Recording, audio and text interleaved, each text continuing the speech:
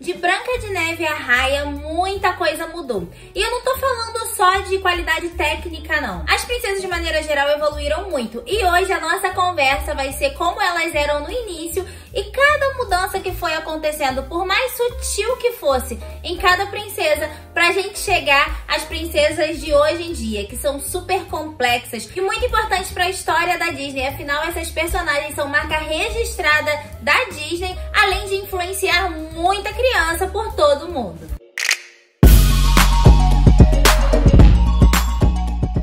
Esse vídeo não tem nenhuma intenção de diminuir uma princesa em detrimento da outra, não é isso. Nós vamos sim fazer uma análise de cada uma delas, mas sem ficar impondo pensamentos que hoje, em 2022, são muito esclarecidos para nós. Oi pessoal, meu nome é Darlene e hoje você já sabe, tem coisa boa por aqui. Já vai deixando seu like se você já é de casa. Se você ainda não é inscrito, se inscreva aqui no canal. Aqui toda segunda e toda quinta, religiosamente, tem vídeo novo no canal. E esse canal tá crescendo, hein, gente? É muito graças a vocês. Cada like que vocês deixam, cada comentário que vocês fazem e cada clique no botão inscrever-se me ajuda demais. Então vamos continuar todo vapor, porque foguete não tem ré.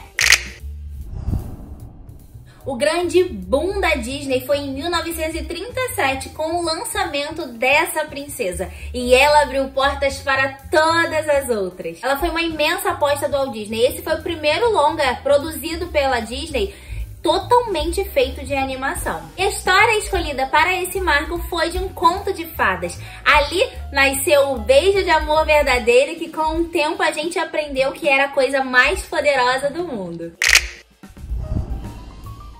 Em 1950, o conto de fadas ganhou mais força com a chegada da Cinderela, uma princesa baseada num conto super famoso dos irmãos Grimm, da Gata Borralheira. Ali, a magia foi muito maior. Uma fada madrinha de respeito, uma vilã que não tinha superpoderes, mas muito rancor. A princesa que mais lançou e ainda lança tendências até hoje. A Cinderela é aquela princesa que tem mais versões feitas na televisão. A vilã ali ainda estava precisando se desenvolver um pouco. Ela era muito malvada, mas a sua motivação era a mesma da Rainha Má, a inveja da beleza da mocinha. Essa animação trouxe coisas novas para o público. Alguns personagens ganharam mais complexidade, mais camadas, mas a princesa em si ficou um pouquinho de lado. A Aurora não é a grande princesa da Disney, ela não tem grande destaque no seu próprio filme. Ela é tão igual a Branca de Neve e a Cinderela quanto ela poderia ser. O que tem uma grande diferença aqui é o príncipe, que ele tem fala, tem caráter, tem coragem, tem uma personalidade própria e uma participação muito maior na história da princesa.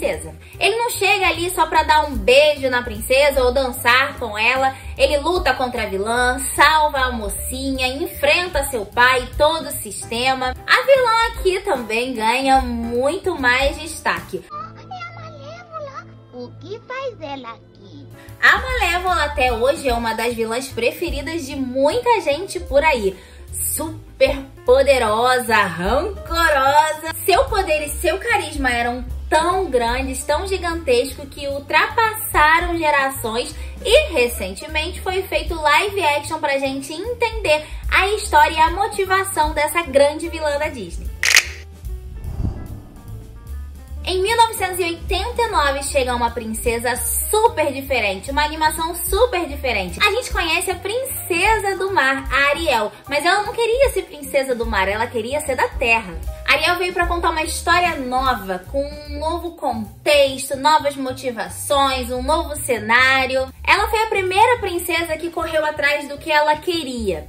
Tudo bem que ela queria a mesma coisa que as outras princesas, né? Se casar com o príncipe. Mas ela agora teve uma atitude mais ativa em relação aos sonhos que ela tinha. E não era só passiva aos acontecimentos que rolavam em volta dela. E isso já foi um grande marco na personalidade da mocinha, porque agora a princesa começa a ganhar características mais interessantes. O príncipe aqui também ganhou mais destaque na animação, ele participa mais ativamente durante toda a história da Ariel, e isso também vai construindo um carinho maior que a gente tem pelo casal e não só pela princesa em si. Em 1991, chegou a princesa que se tornaria uma das mais queridas do público, A Bela de A Bela e a Fera. Ela foi a primeira que não tinha como objetivo principal se casar com um príncipe. Ela tinha sonhos próprios de uma vida independente. Ela morava num vilarejo e queria sair dali para conhecer o mundo. A sua personalidade aqui também era bem definida, o que foi bem diferente das princesas que vieram antes dela. E nessa história sim tinha o príncipe. Só que dessa vez foi a princesa que salvou o príncipe. E isso muda tudo. Depois dela, conhecemos uma princesa totalmente diferente, de uma cultura totalmente diferente. A Jasmine de Aladdin. Ela não era a principal personagem da animação, mas veio ensinando muita coisa e trazendo muitas diferenças para as princesas que viriam depois dela. Ela tinha uma personalidade bem forte, bem diferente do que a gente costumava esperar de uma princesa da Disney. Ela se recusava a se casar com alguém que ela não queria e pela primeira vez na história da Disney, a princesa não se casou com o príncipe. Vamos lembrar que o Aladdin era um mendigo ladrãozinho, é a forma com que ele é tratado, falado na animação. E a Jasmine, ela tem um ponto muito interessante, que ela era o objetivo de conquista do personagem, e não o contrário. E isso aí já mudou totalmente todo o rumo das próximas princesas. Não há muito o que eu defender sobre a história da Pocahontas. A gente sabe que ela é baseada numa história real e ela segue o padrão mais ou menos ali da história real, que é uma Índia que se abre para a cultura inglesa. Só que a Pocahontas teve o seu valor na história da Disney porque ela trouxe uma cultura totalmente diferente para o público. Uma princesa que não tinha castelo, não tinha vestidos longos, não era da realeza tradicional que a gente estava acostumado. E a Disney incrementar dessa forma as suas princesas, diversificar dessa forma, foi muito interessante. Além de Pocahontas ser uma mulher poderosa, decidida, corajosa, independente, e essas características são muito, muito, muito legais. Agora abram espaços que a melhor princesa está chegando. Em 1998, a Mulan chegou pra gente e mudou tudo. A princesa mais poderosa de todas acabava de ser lançada pela Disney. Entre tantas coisas interessantes que essa animação tem para serem analisadas, o que eu acho mais legal de trazer aqui em relação à evolução das princesas é que a Mulan foi a primeira princesa que não tinha sua história envolta a um relacionamento amoroso. Isso fez com que a gente focasse muito mais em quem era a Mulan, em toda a construção que teve que ser feita em cima da personagem. Porque sem esse relacionamento amoroso como arco principal da história, eles tiveram que fazer uma personagem mais densa, mais complexa, para agradar o público. E só a história dela sozinha já agradasse o público. A história da Mulan é sobre autoconhecimento, evolução pessoal e, claro, né, sobre muita ação e aventura. E isso aí, para as crianças da época, foi de explodir a cabeça. Ela veio de fato para quebrar barreiras. Em 2009, nós conhecemos a última princesa em 2D da Disney, a Princesa Tiana de A Princesa e o Sapo. Essa animação é muito bonita, mas ela foi muito injustiçada pelo público.